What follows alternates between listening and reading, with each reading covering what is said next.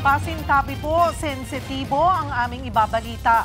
Nagpasaklolo ang Filipina domestic worker sa Saudi Arabia sa malabangungot na karanasan niya sa kamay ng kanyang mga amo. Ginawan daw siya ng kalaswaan ng lalaking employer at tinurukan pa ng kung anong kemikal. At nasa frontline ng balitang yan si Rainiel Pawid Exclusive. Kaawa-awa nga ang sinapit ng kababayan nating Pinay sa Saudi Arabia na si Olive dahil bukod sa kalaswaan na ginawa ng kanyang lalaking amo, tinurukan din siya umano ng di malamang gamot ng asawa nito. Dahilan kung bakit nangiwi na rin ang mukha ng Pinay ngayon. Sa video na eksklusibong nakuha ng News 5, maririnig na ilang beses na kinakatok ng kanyang babaeng employer si Olive. Pakinggan natin ang video na yan. Olive, open the door.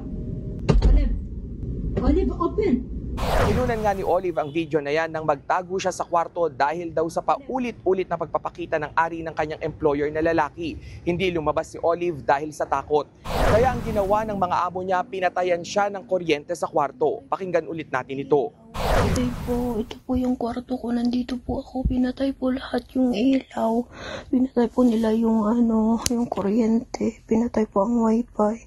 Buti na lang po may libreng load ang mobile. Kaya po ako nakapag-record at nakapag-video po. Sana po matulungan niyo po ako dito.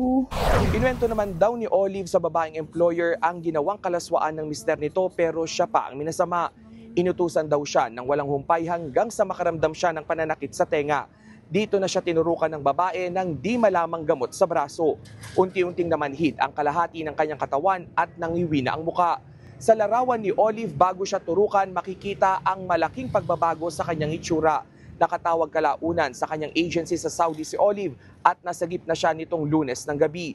Pero nangihina na siya at sumusuka ng dugo.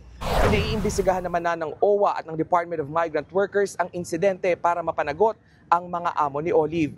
Inaayos na rin ang pagpapauwi kay Olive pabalik ng Pilipinas. Mga kapatid, Cheryl Cosing po. Maging maalam at may pakialam sa mga napapanahong issue at headlines.